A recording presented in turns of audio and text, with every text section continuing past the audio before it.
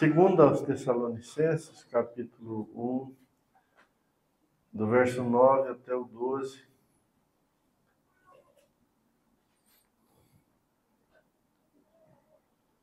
Estes sofrerão penalidade de eterna destruição.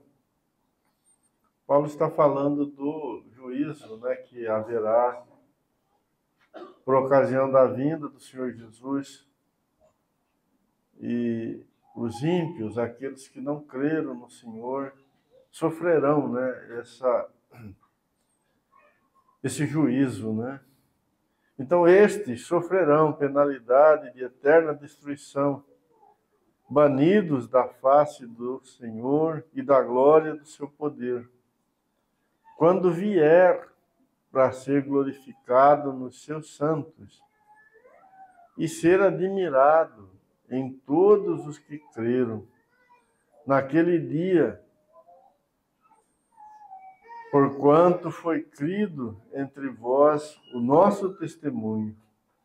Por isso também não cessamos de orar por vós, para que o nosso Deus os torne dignos da sua vocação e cumpra com poder todo o propósito de bondade e obra de fé, a fim de que o nome de nosso Senhor Jesus Cristo seja glorificado em vós e vós nele, segundo a graça de nosso Deus e do Senhor Jesus Cristo.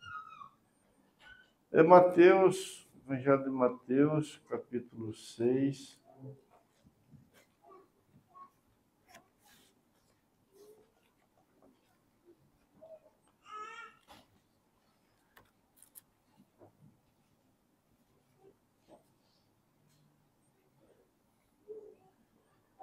Buscai, pois, 6,33, Buscai, pois, em primeiro lugar, o seu reino e a sua justiça, e todas estas coisas vos serão acrescentadas. Em Tessalonicenses,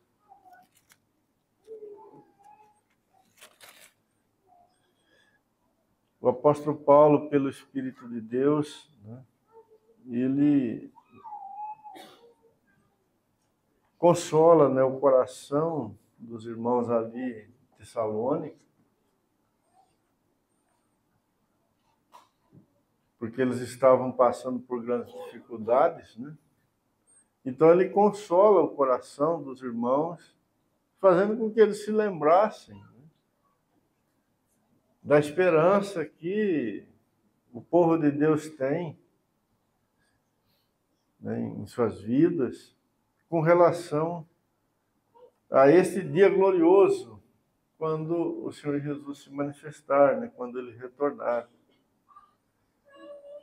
E ele descreve nesse dia aqui de uma forma maravilhosa, Maravilhosa.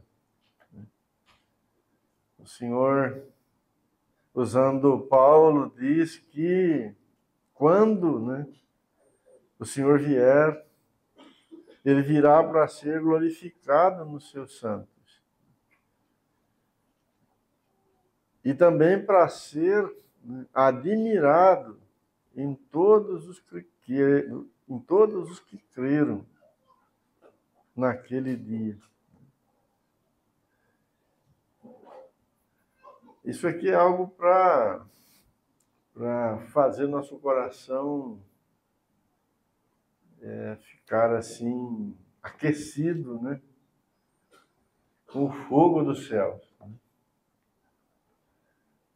Porque a palavra está dizendo que o Senhor, quando ele vier, ele vai ser glorificado nos seus santos. E não só isso, mas ele também vai ser admirado em todos aqueles que creram. Então será um dia de muita beleza, de muita glória. Glória do Senhor Jesus, que será vista, porque ela estará derramada sobre o seu povo, né? Sobre aqueles que, desde a fundação do mundo, né, o Senhor tem alcançado na sua graça e tem feito neles, nesta obra bendita de salvação, né? Então essa é a nossa esperança, né? Mas quando olhamos para esse texto, nós também temos uma outra grande verdade, né, que brota, né, dele e que deve governar a nossa vida até aquele dia. Aqui nós temos, né, o Senhor revelando a nós o propósito da nossa existência. Por que Ele nos criou? Por que nós existimos? Né? Naquele dia, né, a igreja do Senhor não vai estar com o Senhor para mostrar, né, ou para apresentar outras coisas. Aquele dia não será um dia para falar de qualquer outra coisa, né? O que domina a cena, né? O que vai realmente encher a cena, né, é a glória de Cristo e a glória de Cristo no seu povo. Ou seja, tudo e todos irão admirar, né, não só o Filho de Deus, mas também os santos, a igreja do Senhor Jesus. Então, tudo que Deus está fazendo, né, desde os tempos eternos, Ele está fazendo para chegar neste dia aqui, né? Neste ponto aqui. Aqui, digamos assim, a obra estará completa, né? O Filho de Deus manifestado em glória e junto com ele a sua noiva, né? A sua amada, também cheia de glória. Né? Cheia de glória. Cristo em vós, esperança da glória. Tudo mais, irmãos, tudo o mais ficará para trás, ficará de lado, porque esse é o objetivo de todas as coisas. É para este fim, né, que Deus está conduzindo todas as coisas. E Paulo queria muito que os irmãos ali de Tessalônica, né, vissem isso e vivessem por isso, se ocupassem com isso, tivessem isso governando a vida deles, que fosse o norte, né, é definitivo na vida deles. Porque é isso que importa. É isso que Deus está fazendo. É nisto que a mão de Deus está colocada. Né? E o Senhor Deus fará isto. Né? Ele vai terminar aquilo que Ele começou em Cristo Jesus. Por isso nós temos lá no capítulo 6, né, de Mateus, no capítulo 6 de Mateus, aquele maravilhoso conselho, né, e mandamento, né, e palavra do Senhor Jesus. Depois nós vamos ver um pouco desse contexto aqui, onde o Senhor diz: buscai primeiro o reino de Deus e a sua justiça, e as demais coisas vos serão acrescentadas. Né? Ou seja, vocês têm algo importante e precioso para colocar no vosso coração todos os dias da vossa vida. É com isto que vocês devem se envolver de fato, porque é com isso que Deus está envolvido. Né? Com o seu reino, e com a sua justiça. Ou seja, com Cristo Jesus, com o Rei justo, com o Rei glorioso. É isto que vocês devem buscar. É para este ponto, para este lugar, que Deus está conduzindo, né, todas as coisas. Todas as coisas.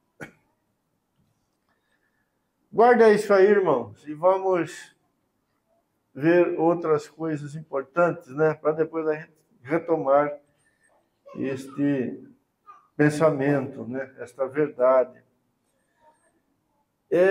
Quando o homem pecou, quando nós pecamos, quando nós caímos, nós nos tornamos inimigos de Deus. E o pecado, ele, digamos assim, desabilitou completamente, né, o homem para esse propósito eterno de Deus, ou para este fim que nós vemos aqui, Paulo falando aos Tessalonicenses, né? E também o próprio Senhor Jesus falando para os seus discípulos ali no Sermão do Monte, né? O pecado, ele nos colocou contra isso. A palavra de Deus diz, nós vamos ler alguns versículos, né, que nós, por causa do pecado, nos tornamos inimigos de Deus nesse propósito, nessa jornada, né, nesse desejo eterno do nosso Deus. Por exemplo, se lermos Romanos capítulo 5, versículo 10,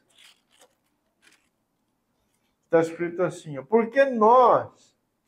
porque se nós, quando inimigos, fomos reconciliados com Deus, mediante a morte de seu Filho, muito mais, já estando reconciliados, seremos salvos pela sua vida. Então, Paulo está dizendo aqui que quando o Senhor Jesus morreu por nós na cruz, a nossa condição era a condição de inimigos de Deus.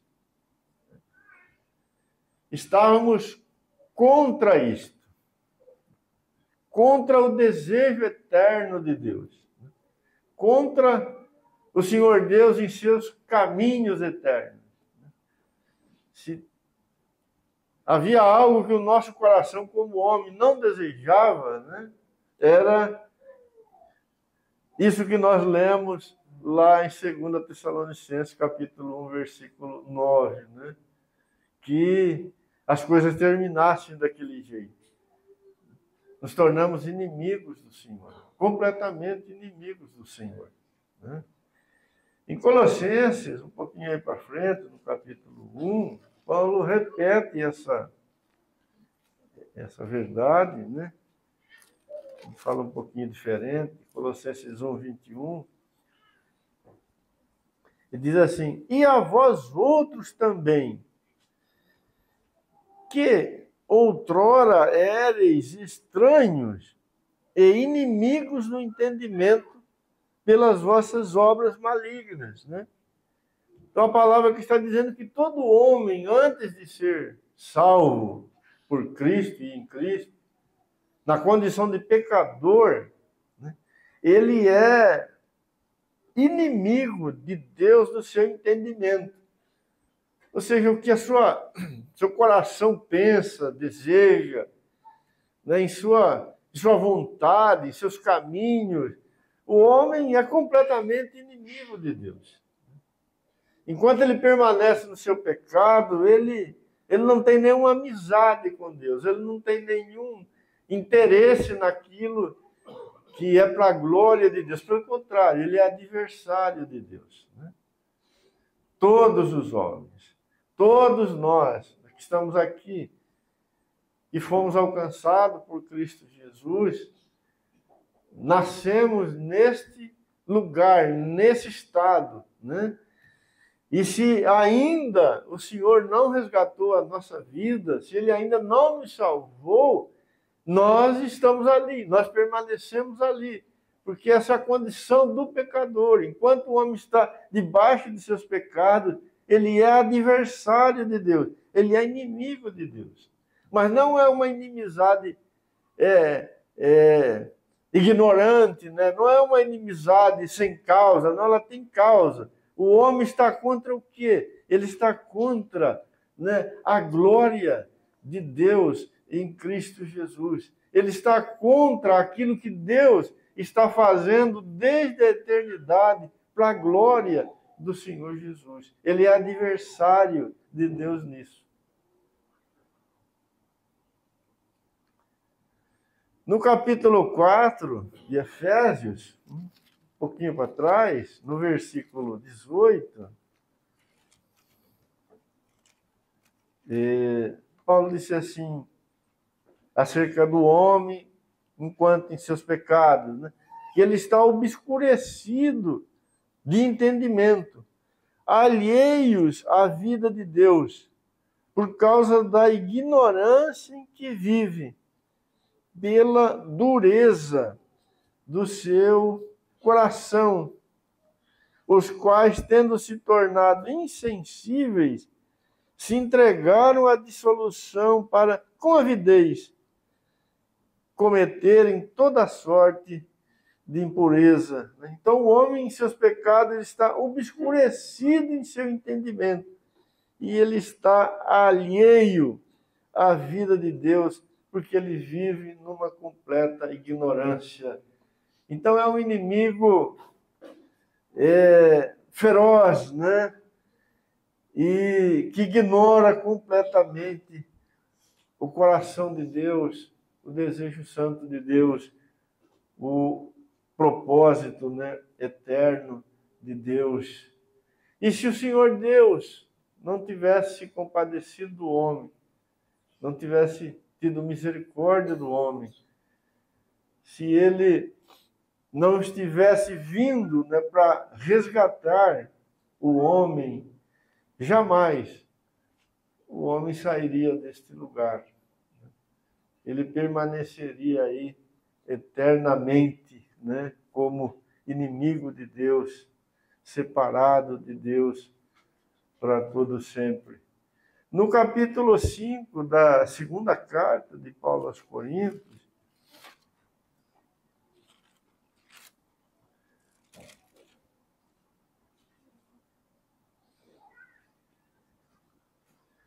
Paulo disse assim: se alguém está em Cristo, é nova criatura. As coisas antigas já passaram e eis que se fizeram novas. Veja que maravilha, né?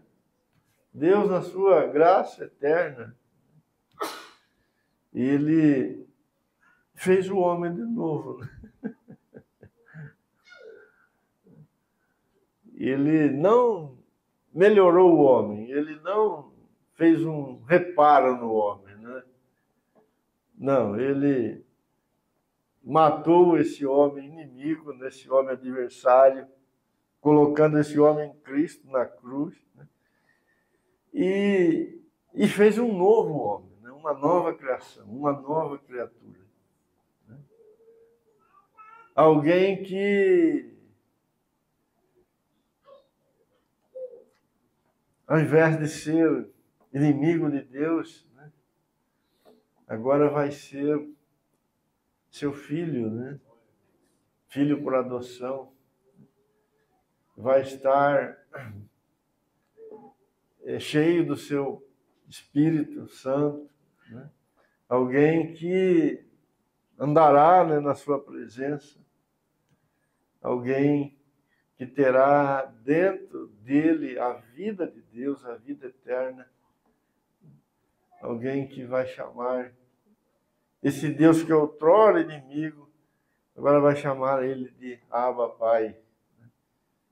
Então isso é maravilhoso, né? E Paulo diz aqui que as coisas antigas ficaram, né, para trás. E Deus então faz uma nova criação.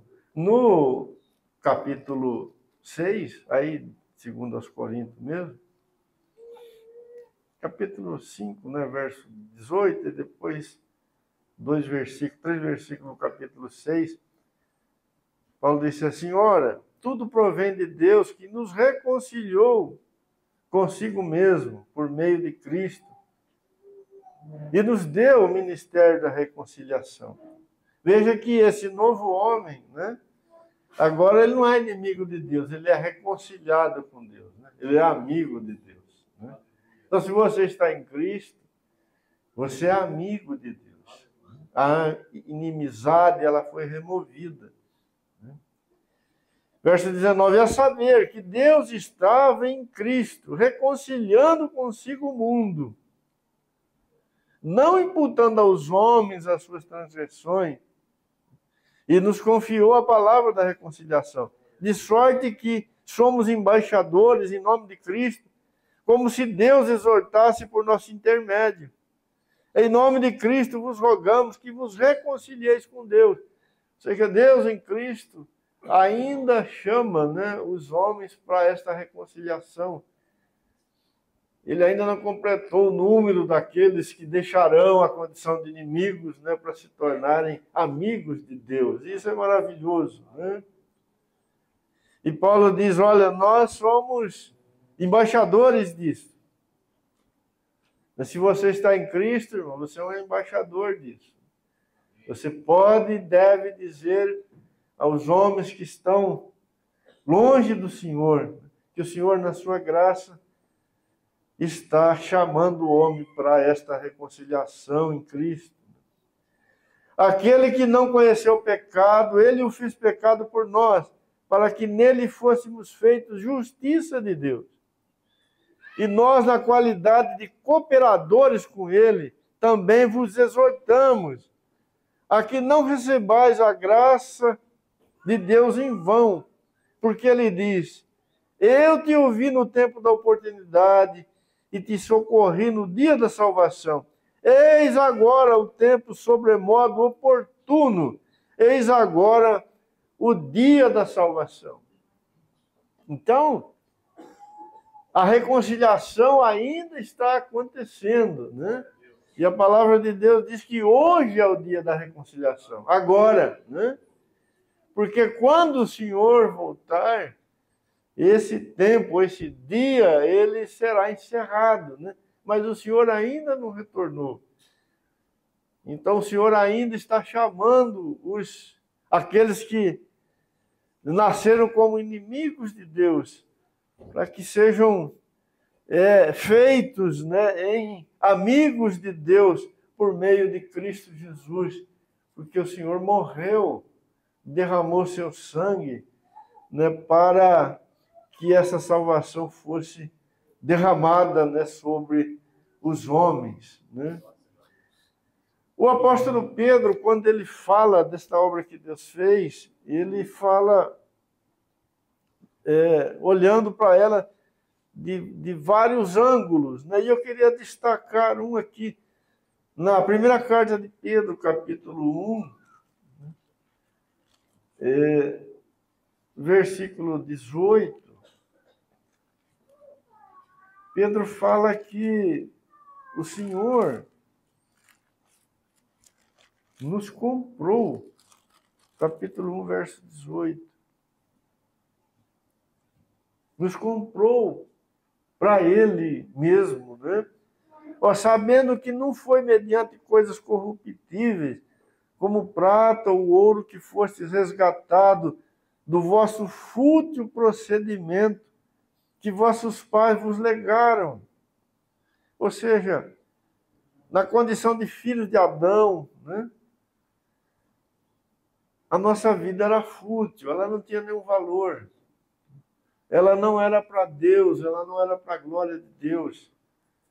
Ela não permanece, né? Então Pedro diz que nós fomos resgatados desta vida mediante um pagamento. E esse pagamento não foi feito com ouro nem com prata, né? Verso 19, mas pelo precioso sangue, como de cordeiro sem defeito e sem mácula, o sangue de Cristo, conhecido com efeito antes da fundação do mundo, porém manifestado no fim dos tempos por amor de vós. Então o Senhor nos comprou para Ele. A salvação é mostrada nas Escrituras de vários ângulos, né? E porque várias verdades, né, eternas estão presentes na salvação. E uma delas é que nós fomos comprados por Deus. Foi pago um preço por nossas almas. O Senhor nos remiu mediante pagamento. E o pagamento não foi feito, não foi realizado com prata nem com ouro, mas com o sangue de Cristo. Se alguma coisa custou caro neste mundo, foi a tua alma. E quem pagou esse preço caro não foi outro, senão o próprio Deus, que se fez carne, que se fez homem, né? E derramou o seu sangue lá na cruz. Então, cada filho de Deus custou um preço que nenhum de nós será capaz, nem durante toda a eternidade, de saber, né, a dimensão desse preço que foi pago por nossas almas. Mas a verdade é que foi pago, né? Foi pago. No capítulo 6 de 1 Coríntios, Paulo reforça essa verdade que Pedro disse aqui no capítulo 1. 1 Coríntios 6,19, Paulo faz uma pergunta para os irmãos ali de Corinto. Acaso não sabeis que o vosso corpo é santuário do Espírito Santo, que está em vós, o qual tendes da parte de Deus, e que não sois de vós mesmos, porque fostes comprado por preço. Agora, pois, glorificai a Deus no vosso corpo. Né? Então, nós fomos comprados por preço. Por preço. E, pegando as palavras de Pedro, preço de sangue. Ou seja, o preço foi a vida do Filho de Deus, que foi derramada, né, em nosso lugar. E esse preço foi pago para que, uma vez comprados para Deus, diz Paulo aqui em 1 Coríntios, devemos viver para a glória de Deus. Né? A finalidade é essa, fomos comprados para a glória de Deus, porque até então, né, nós não éramos do Senhor, éramos inimigos do Senhor, e a nossa vida não era para a glória de Deus, ela era vã, e ela estava perecendo, né? Ela estava perecendo. Na segunda carta aos Coríntios, volta lá para o capítulo 5, né?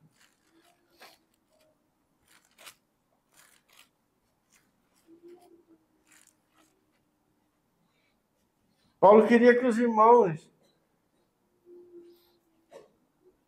percebessem, né? Como ele já disse no capítulo 6 da primeira carta, agora aqui no capítulo 5, no versículo 13, ele diz assim: porque se enlouquecemos é para Deus, e se conservamos o juízo é para vós outros, pois o amor de Cristo nos constrange, julgando nós isto: um morreu por todos, logo todos morreram. E ele morreu por todos, para os que vivem, não vivam mais para si mesmo, mas para aquele que por eles morreu e ressuscitou. Então, essas palavras, elas falam da mesma verdade que lemos lá no capítulo 6 da primeira carta. Paulo está lembrando os irmãos que nós somos comprados e agora somos habitados pelo Espírito Santo de Deus e que fomos comprados para a glória de Deus, né? E aqui na segunda carta está dizendo: olha, o amor de Cristo nos constrange, ou seja, quando olhamos para a cruz, né, e vemos o Filho de Deus ali derramando o seu sangue por nós, pecadores, seus inimigos, devemos ficar e ficamos completamente constrangidos diante disso. Mas o Senhor fez isso com um maravilhoso propósito. Ele quer que cada um dos comprados, dos salvos, né, vivam, não mais para si mesmo, mas para aquele que por eles morreu e ressuscitou. Esta compra, esta reconciliação, esta salvação, né, tem um propósito grandioso, que é transformar as nossas vidas de tal maneira que ela saia daquela condição de fútil, de sem valor, de estar indo para a perdição, para a destruição, né, numa vida onde a glória do Filho de Deus será manifestada eternamente. Por isso, lá no Evangelho de Mateus capítulo 6, o Senhor está dizendo àqueles que estavam ouvindo ele ali no monte, onde ele fazia o seu sermão, né? Buscai o reino de Deus e a sua justiça, ou seja, atendam o chamado de Deus, né? Venham ao encontro dessa salvação que o Deus eterno está enviando sobre vocês. Se aproximem e recebam em suas vidas, né, a graça de Deus. Não amanhã, mas hoje, porque hoje ainda é o dia da salvação. Glória a Deus.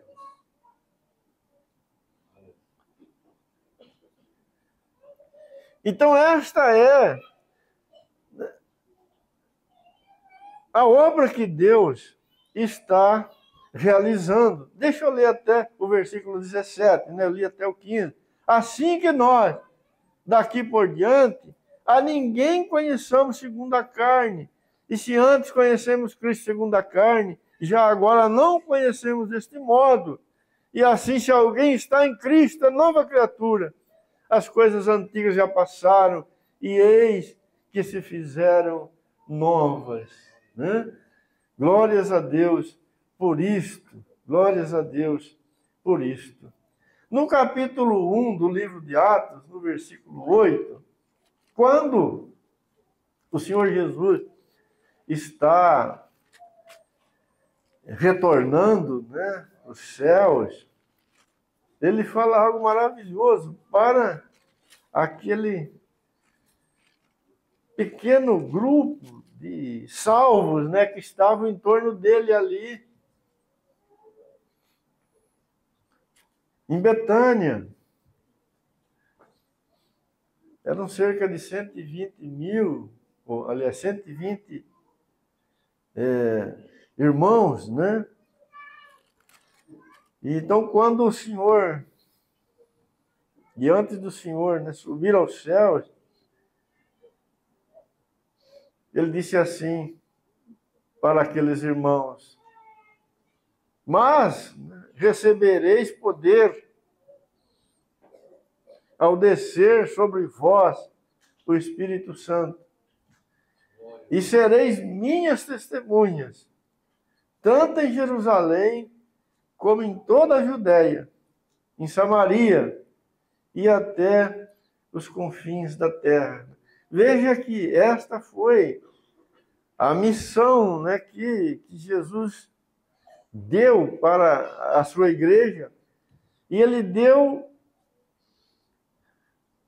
debaixo desta grande promessa de que o Espírito Santo viria sobre eles, né, e daria a eles poder, ou capacidade, ou condições para que eles fossem suas testemunhas, né, em toda a terra. Do que o Senhor Jesus estava falando aqui? Ele estava falando de que, a partir daquele momento, com a vinda do Espírito Santo, aquele propósito eterno de Deus de manifestar toda a sua glória em Cristo Jesus de tal maneira que a eternidade será cheia disto, e ela seria iniciada a partir do dia de Pentecostes. E aquele pequeno grupo de irmãos seriam os primeiros, né, a dar testemunho disso. Ou seja, na vida deles, seriam notados, seria visto, né, os primeiros raios, né, de glória do Filho de Deus manifestado neles. Eles iniciaram, né?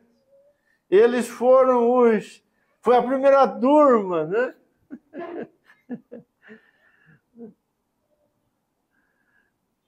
Às vezes nós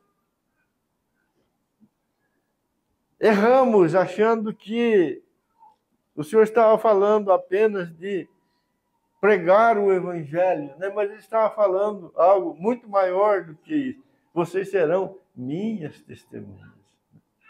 Ou seja, vocês vão dizer ao mundo a respeito da minha glória. E vocês não só vão falar da minha glória, vocês vão mostrar a minha glória. A minha glória vai ser vista em vocês, né? E o ápice disso será quando eu vier. Porque no mesmo texto que se você continuar lendo, né, o Senhor fala desse dia, ou seja, do momento que Ele irá retornar. Diz, do mesmo jeito que eu estou indo, eu vou voltar.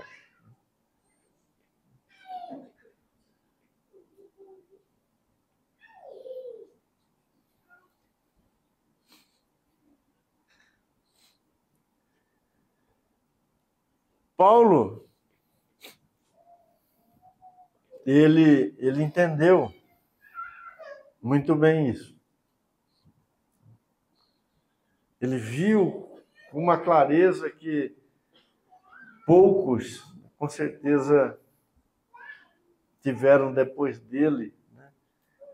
O que realmente Deus está fazendo na sua igreja desde aquele dia maravilhoso que o Espírito Santo foi derramado. Vamos dar uma olhadinha, por exemplo, em Gálatas capítulo 1.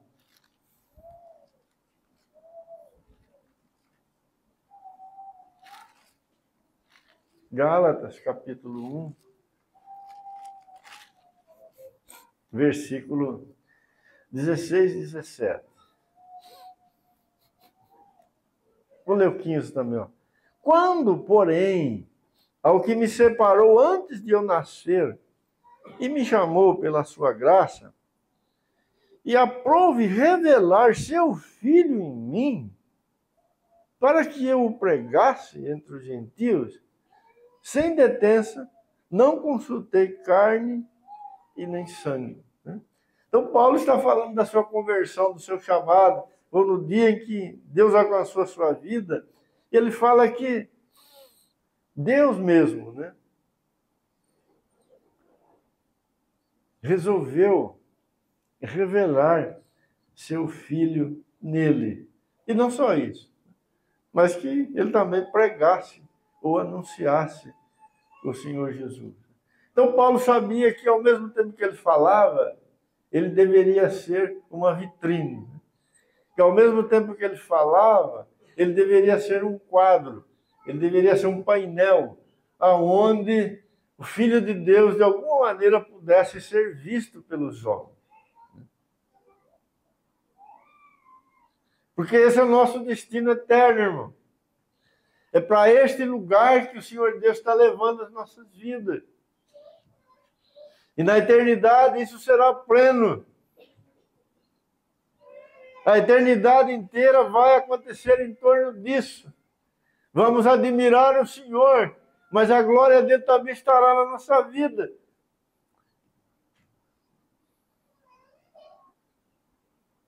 Não seremos admirados por causa de nós, mas seremos admirados por causa da glória do Senhor em nós.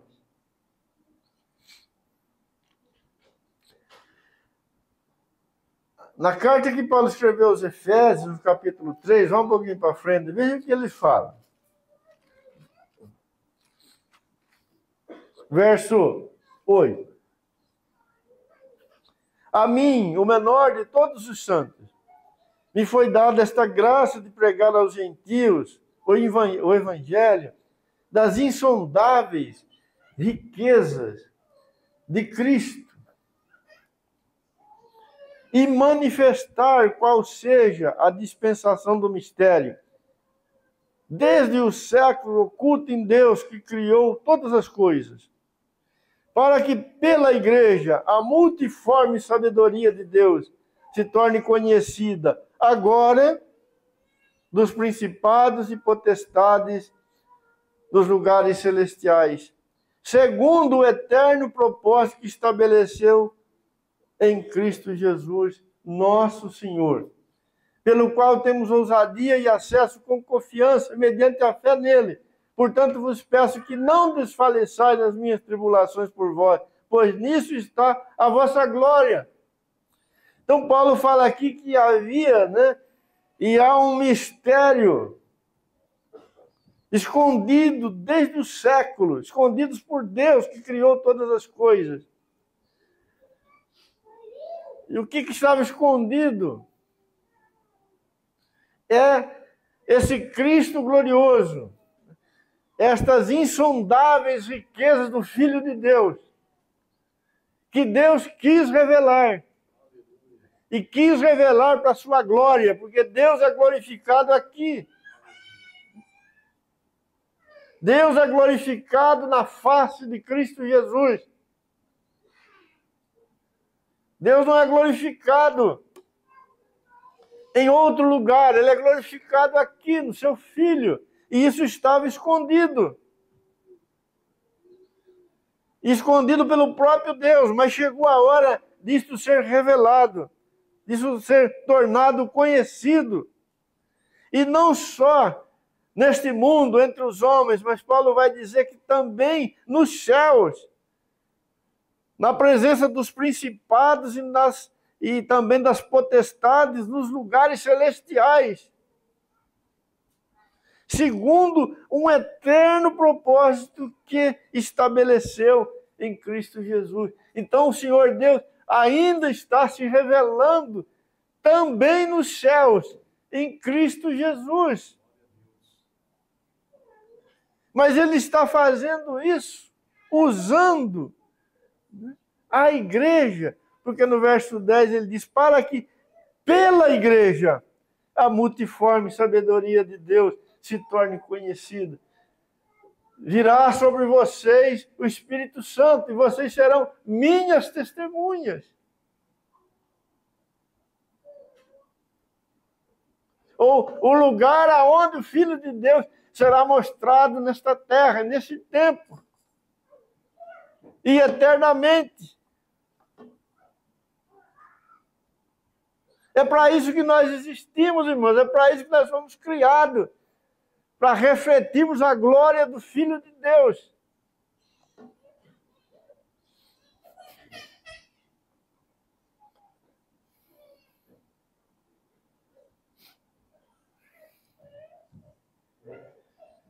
Lucas capítulo 10, 38, um texto bastante conhecido, quando o Senhor esteve na casa de Lázaro, e Lucas 10, as suas duas irmãs, Marta e Maria, foram protagonistas, de uma cena maravilhosa ali, Lucas 10, 38. Marta, ocupada com muitos serviços, não prestava atenção no que o Senhor falava e fazia.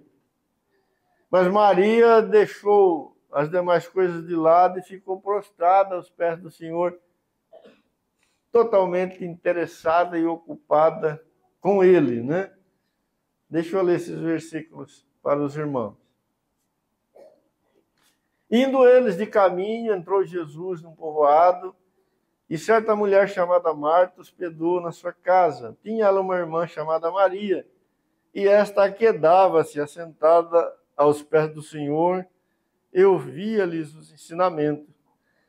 Marta agitava-se de um lado para o outro, ocupada em muitos serviços. Então se aproximou de Jesus e disse: Senhor, não te importas que eu fique a servir sozinha? Ordena-lhe, pois, que venha ajudar-me. Respondeu-lhe o Senhor: Marta, Marta, andas inquieta e te preocupas com muitas coisas. Entretanto, pouco é necessário, ou mesmo uma só coisa. Maria, pois, escolheu a boa parte, e esta não lhe será tirada. Nós podemos ver essas verdades gloriosas que Paulo e que Pedro, falaram dela, que nós acabamos de ler, aqui nessa cena aqui. Duas irmãs diante do Senhor. As duas estavam bastante ocupadas. Uma estava ocupada com o serviço da casa, era algo legítimo, bom, até necessário, Mas a outra estava ocupada com algo muito melhor, de valor eterno.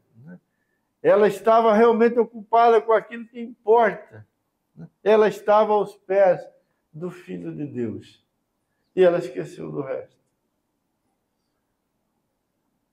E aquela que estava ocupada com muitas coisas desta vida, disse para o Senhor: olha, não é bom que ela fique aí prostrada diante do Senhor, mande ela me ajudar. Ele falou: não, deixa ela aqui. Ela escolheu a melhor parte. Busque primeiro o reino de Deus e a sua justiça, e as demais coisas vos serão acrescentadas. Nós existimos para uma única coisa, um único propósito, para a glória do Filho de Deus. Para que o Filho de Deus se revele, se mostre, não só diante dos homens, mas também nos céus, diante das potestades e principados, para a glória de Deus.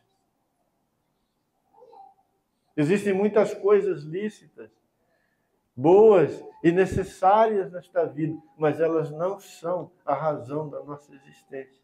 E nós podemos nos perder aqui.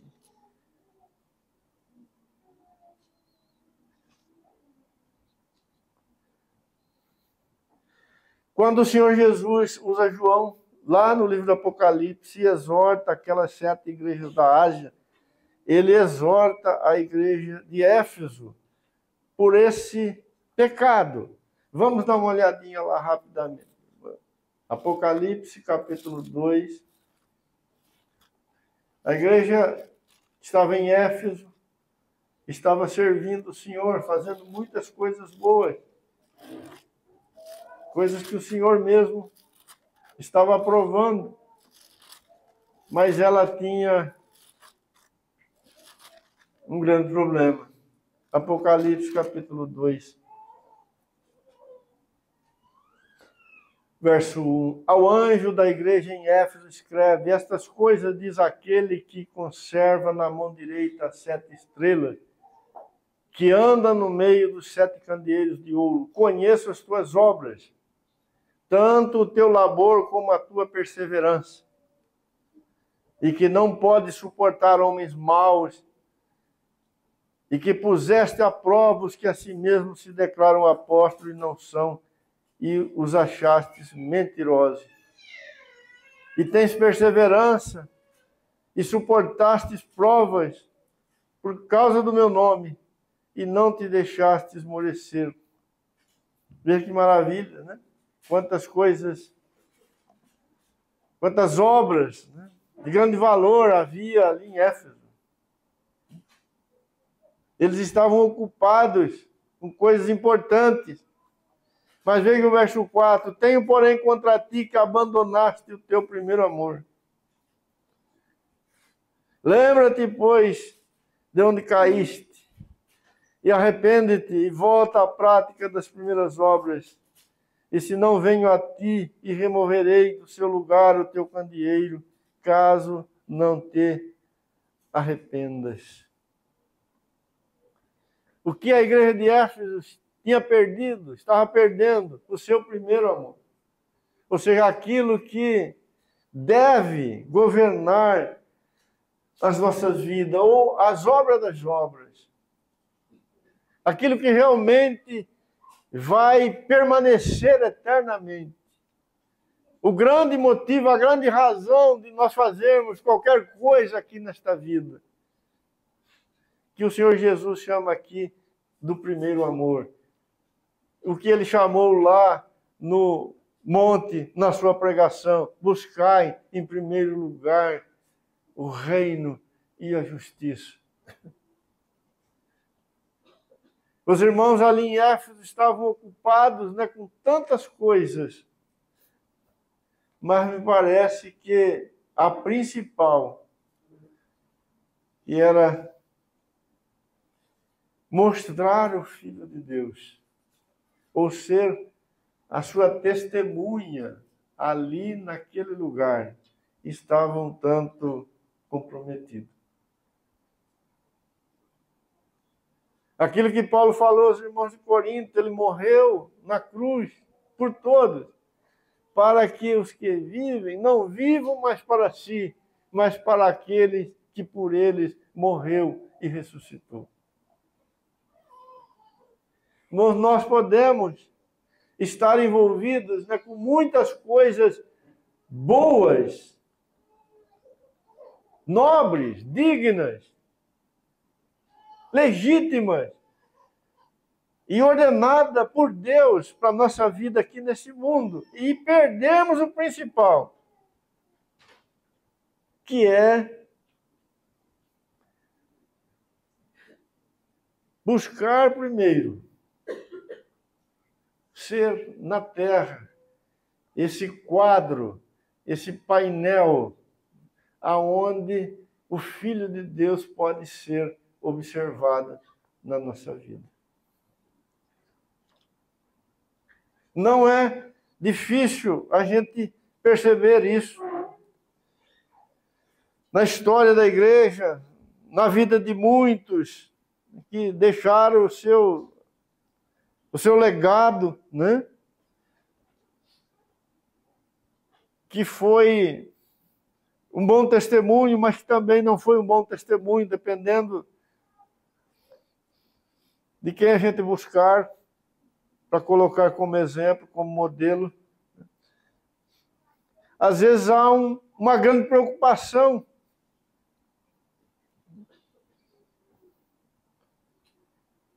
em realizar muitas coisas que o Senhor nos ordenou, mas pode não haver no nosso coração aquela preocupação maior, aquele desejo maior de que o Senhor Jesus seja glorificado em nossas vidas. Que Ele seja mostrado através de nós, não só para os homens, mas também para os céus, como disse o apóstolo Paulo.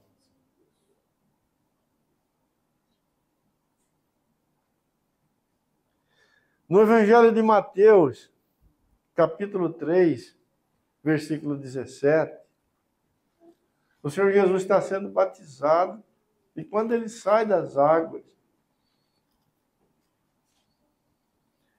o próprio Pai falou, voz audível, e ele disse algo maravilhoso.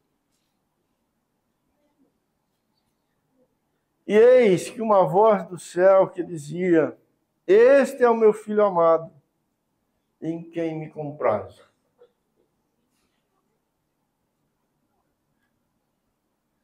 Todo o prazer de Deus está em Cristo Jesus. Está no seu Filho amado. Está na sua glória. Está na sua beleza. Está nas suas obras.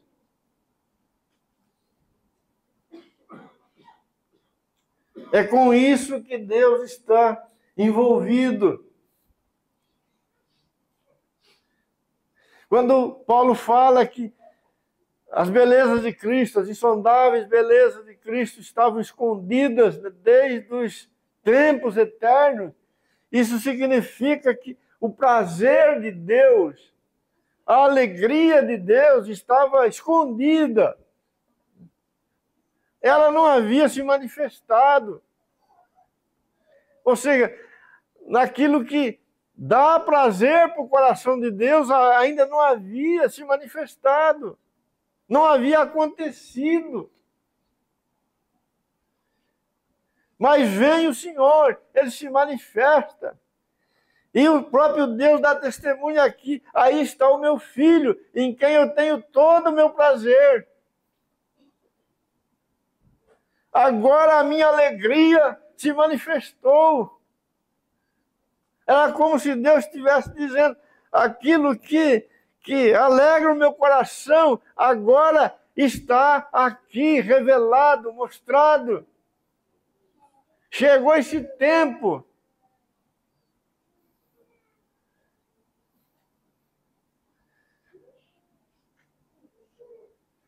E é isto que a palavra de Deus está dizendo que nós, como seu povo, devemos buscar.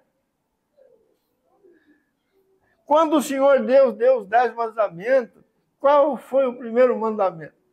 Se você pegar lá o primeiro mandamento, ele está falando disso. O que Deus queria? Ó, venham para cá, para mim.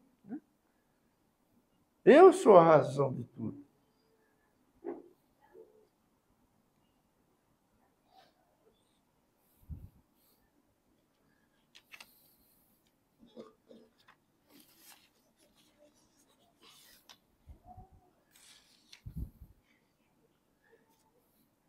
Às vezes, irmãos, nós queremos alegrar o coração do nosso Deus com coisas que nós fazemos, né? Assim, talvez Éfeso, eles perderam o ponto aqui, né? Olha, nós estamos fazendo coisas importantes.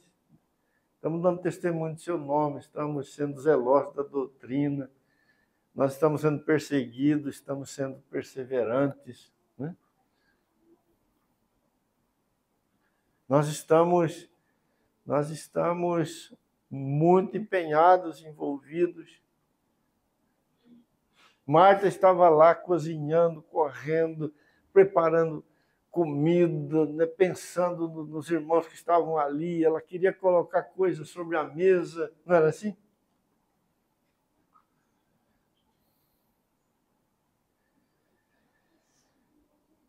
Mas o Senhor grita dos céus, o Pai grita dos céus. Aí está meu filho amado, em quem eu tenho todo o meu prazer.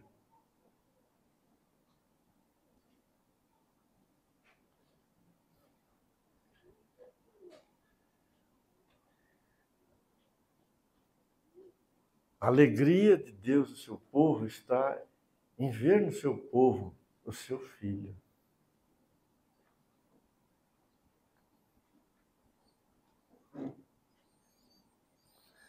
Se olhar para o livro do Apocalipse, você vai ver que a igreja naquele dia vai estar diante do Senhor vestida com vestes de justiça.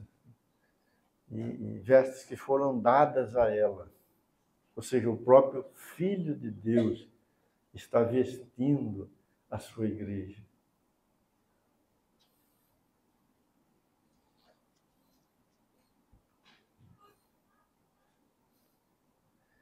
Muito mais importante, muito mais elevada do que o que nós fazemos. É o que somos.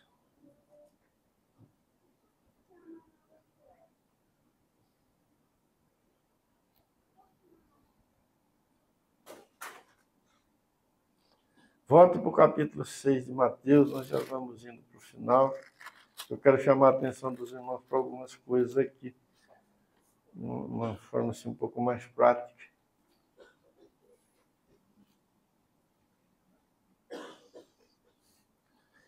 Se você olhar o contexto do capítulo 6, do verso 33 que lemos, o contexto é a partir do verso 19. Jesus está falando uma série de coisas. E ele diz assim, verso 19, não acumuleis para vós outros tesouros sobre a terra, onde a traça e a ferrugem corrói, onde ladrões escavam e roubam. Mas ajuntai para vós outros tesouros no céu, onde traça nem ferrugem corrói, onde ladrões não escavam nem roubam. Porque onde está o teu tesouro, aí está também o teu coração. Veja aqui, o Senhor Jesus está dizendo para os seus discípulos, olha,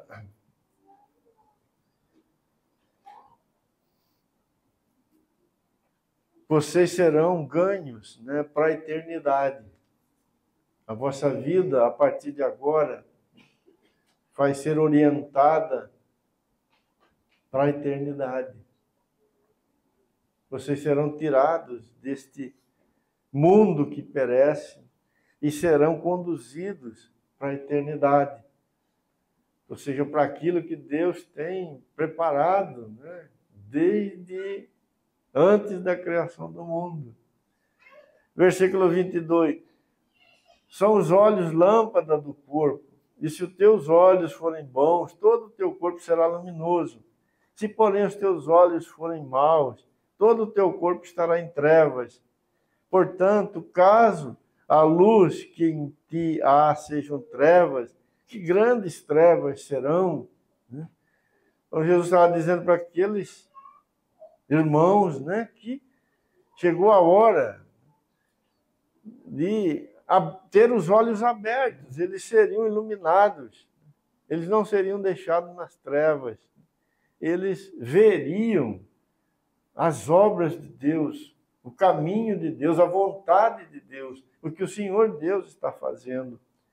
Verso 22, ninguém pode servir a dois senhores, porque há de aborrecer-se de um e amar o outro, ou se devotará a um e desprezará o outro. Não podeis servir a Deus e às riquezas.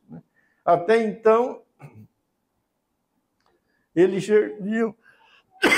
Deixa eu tomar uma água aqui.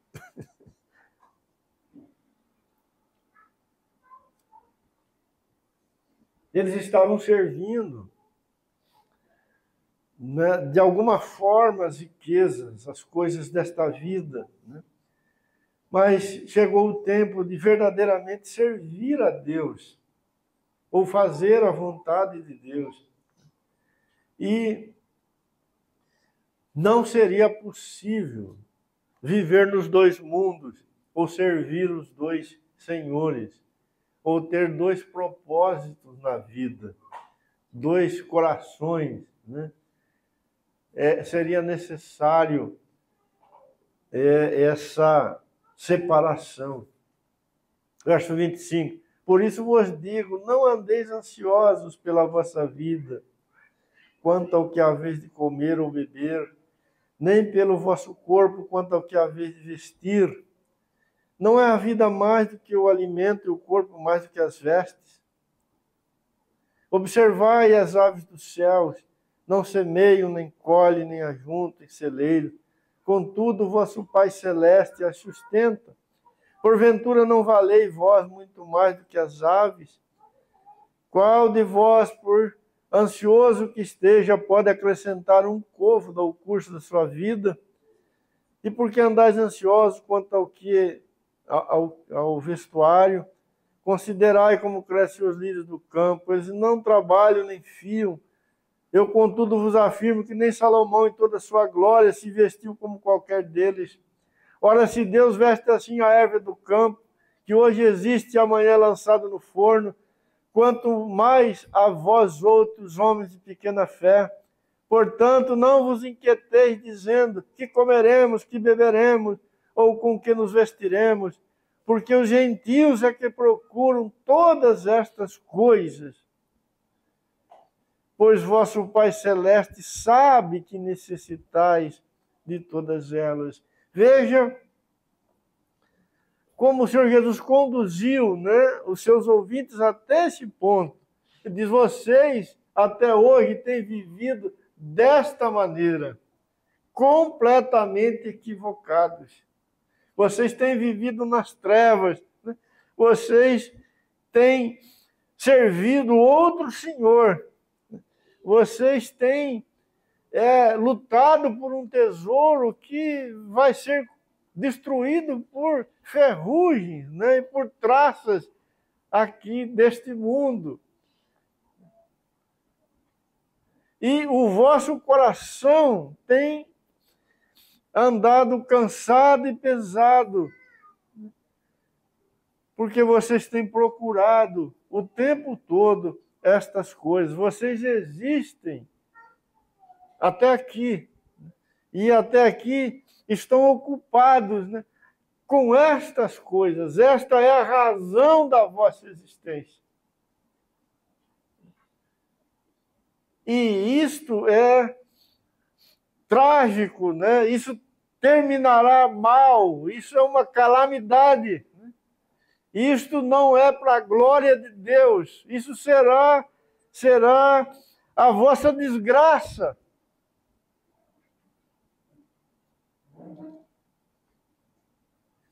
Mas qual é a boa notícia? E qual é a exortação?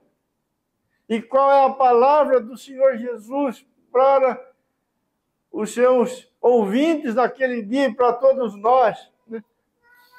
Não é outra senão essa: buscai, pois, em primeiro lugar o seu reino e a sua justiça, e todas estas coisas vos serão acrescentadas. Veja que deve haver, e é isso que ocorre, porque o próprio Deus faz isso no nosso coração. Deve haver uma grande mudança. Deixamos de buscar aquilo que buscamos a vida inteira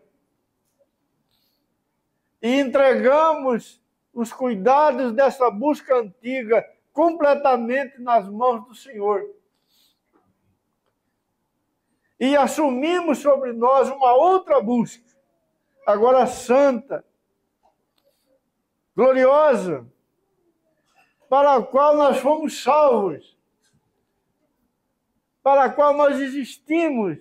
E qual é esta nova busca? A busca do reino de Deus e da justiça de Deus, ou seja, Cristo em nós. A grande ocupação do crente, a grande ocupação do salvo é esta: Cristo ser formado nele.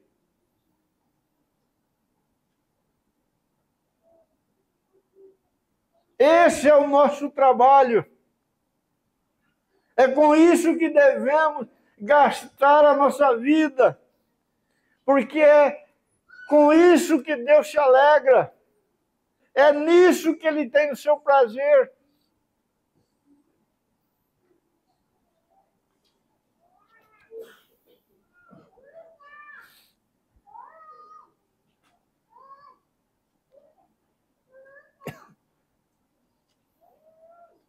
E o que é desafiador aqui é que nós não podemos ter o coração dividido nesse negócio. Não podemos fazer as duas coisas. Não podemos ter dois objetivos. Ou fazemos como os gentios, ou fazemos como filhos de Deus. Os gentios correm atrás de muitas coisas, se cansam com elas e terminam como inimigos do Todo-Poderoso. Mas os salvos,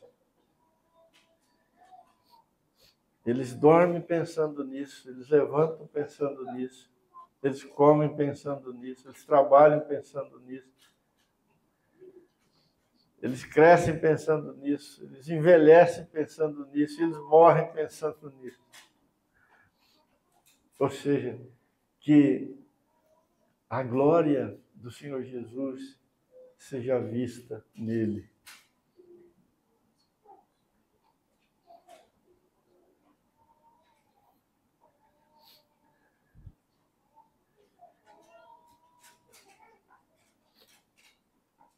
Ele morreu por todos, para que os que vivam, não vivam mais para si, não mais para si, mas para aquele que por eles morreu e ressuscitou. Foi neste lugar que o Senhor Deus te colocou, onde você vai viver para o Senhor, para Ele se revelar em você.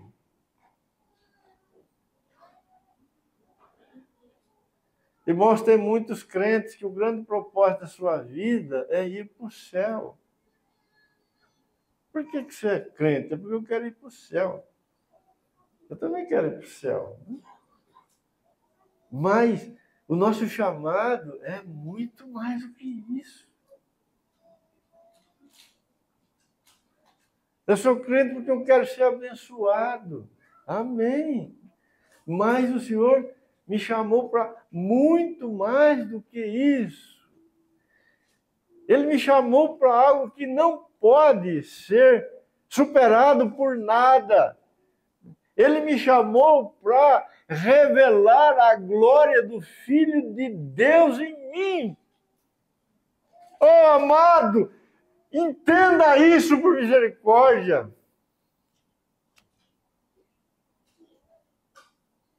Clame diante do Senhor para que Ele abra os teus olhos, para você ver isto de verdade. Este é o poder do Evangelho que tira a nossa vida do sono da morte. Existimos para que o Filho de Deus se manifeste na nossa carne, no seu corpo. Somos membros do seu corpo. Deus quer que o seu prazer seja derramado por todo canto, em toda a terra e nos céus. Mas Deus derrama isso como? Manifestando o seu Filho, em quem Ele tem seu prazer, na sua casa, na sua igreja, nos santos, na minha vida e na tua vida.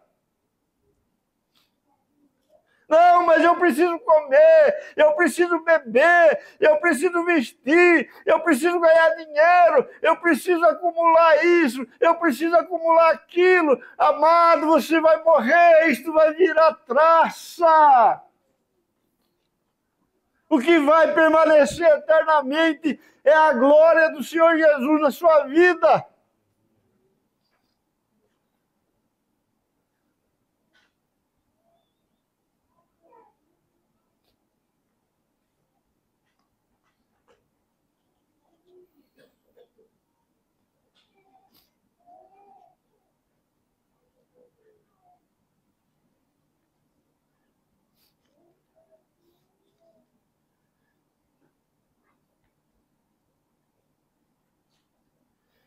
Tudo que fazemos deve ser nessa direção. Tudo que fazemos. O Senhor nos chamou para boas obras em Cristo Jesus. Estão preparadas desde antes da fundação do mundo. Que obras são estas? Aquelas que revelam Cristo Jesus. João disse assim: nós amamos porque Ele nos amou primeiro.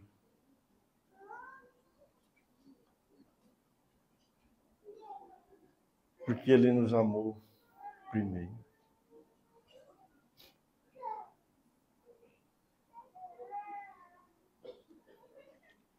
Que o Senhor, na sua graça, nos conduza, né, nessa jornada maravilhosa. E quando chegar aquele dia, o Senhor vai reunir na sua presença todos os seus filhos.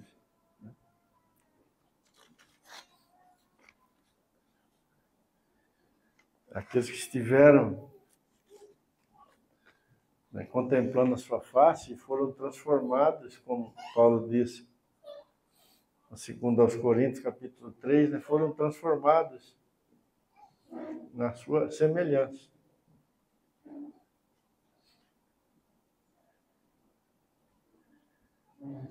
Todos os seus filhos, como espelhos da sua glória. E o Senhor será contemplado e admirado neles. Que dia maravilhoso, irmãos. Mas antes que esse dia venha, né, seja uma cidade edificada sobre um monte, e seja uma candeia acesa e colocada no alqueire para iluminar toda a casa. Ou seja, que o homem que está na condição de inimigo de Deus possa olhar para você e para mim e ver algo do Senhor na nossa vida. Na nossa vida. Porque é nisso que Deus tem o seu prazer. É aí que nós glorificamos a Deus. Senhor, te suplicamos, em nome de Jesus, que o teu Santo Espírito faça, Senhor, esta obra de uma maneira profunda no coração de cada um de nós, Senhor. Nos ajude nisto, Senhor. Oh, Deus bendito. A tua palavra, Senhor, seja vivificada e escrita por ti mesmo, Senhor, no nosso coração. Que ela frutifique, Senhor, para a tua glória. Em nome de Jesus. Amém.